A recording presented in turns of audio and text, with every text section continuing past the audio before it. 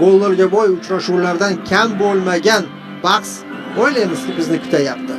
Har ikkala jamoa maydonga chiqib kelmoqda. Biz giyohvandlikka qarshimiz.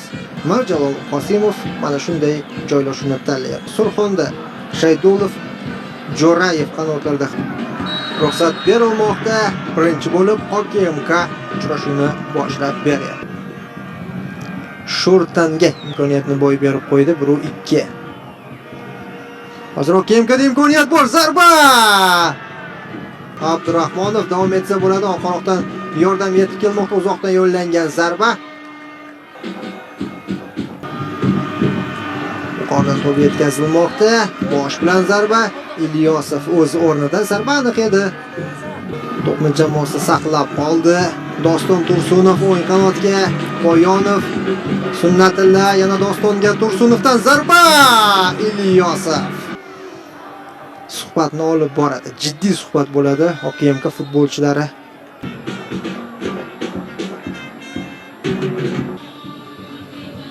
Demak, ikkinchi bo'lim boshlandi.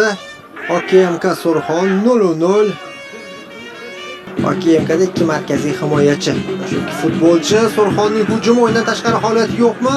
Pas, zarba kerak, zarba va gol! O'yindan tashqari holat bor ekan. Dmitriy Plitnyov to'pni darvozaga yo'lladi. Lekin VAR tekshirib ko'radi. Komilov orqaroqda joylashgandek, yana bilmadim. Demak, VAR ishga tushadi hozir. Biz esa tarkiblarni o'yindan tashqari holatni qayd etishgan edi. Demak, ofsayd. Buxoro esa Shortanga qarshi uchrashuvda dastlab gol o'tkazib, yakunda g'alaba qozonib ketdi. Mana bu uchrashuvda ham birinchi gol o'tkazgan jamoa balkim comeback qilar. Dastlab mana shu golni ko'rishimiz lozim. Surxonda imkoniyat bor. Plitnyov pas, ajoyib zarba kerak va gol! Chiroyli pas, ajoyib yakun. Surxon jamoasi 58-daqiqada hisobda oldinga chiqib olyapti. Nima qildi? Qanday pas berdi? Dmitriy Plitnyov. Asilbek Jumayev gol muallifi. Surxon baribir o'z maqsadiga yetyapti. Bu safar Muhammad Ali Abdurahmonov hujumni boshlab bermoqda. O'yin qanotdan markazga qarang. Opa! Zo'ra! Plitnyov. Nishonlash ham shunga yarasha. O'zi aslida markazda barchasini rivojlantirgan edi.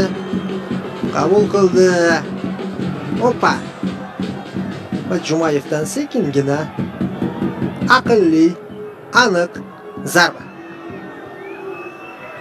Asilbek Jumayev nihoyat o'zini ko'rsatmoqda. Endi mana bu pasni gol qilish mumkin emasdi. Asilbek Jumayev ham nozik o'ynabdi.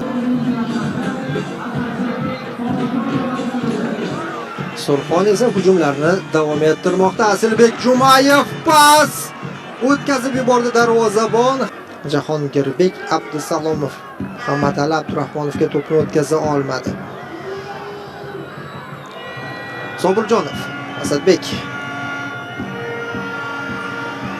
Zarba Ali, yana bir imkoniyat, darvozabon chiqib kelyapti.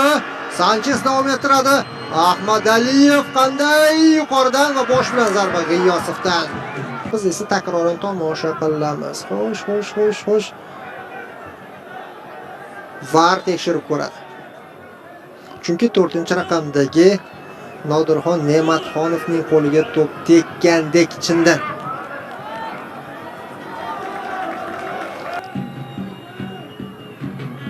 Asadbek Sobirjonov, Komilov, yana yuqoridan, yana bosh bilan zarba yo'llanishi mumkin. Bu safar ikkinchi urinish bo'ladi. Aldamchi harakatlar davom etmoqda. Ahmad Aliyev qoldirdi, zarba! Ahmad Aliyev yaxshi o'ynadi, qarang. Hozir unga to'p yetib boradi. Oxirgacha kutib, to'pni qabul qildi. Chalg'itdi. Keyin esa pas. Taxminan 6 metrdan hozir Xurshid G'iyosov aniq zarba yo'llay olmadi.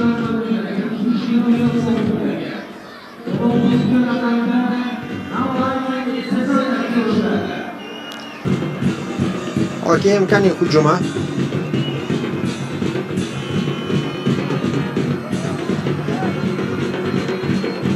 Aziz Xolmurodov zarba yo'lladi hozir kutilmaganda darhol tepdi. 7-zarba OKMKda, lekin birortasi emas.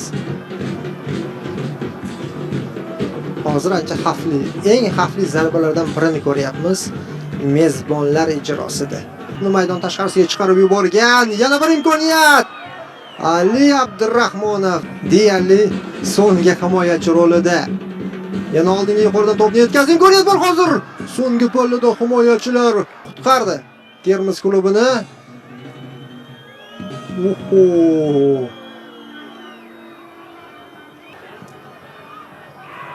Bo'ldi. Ahror Rizqullayev uchrashuvni yakunlab berdi. Qimmatli 3 ochkoni qo'lga kiritmoqda.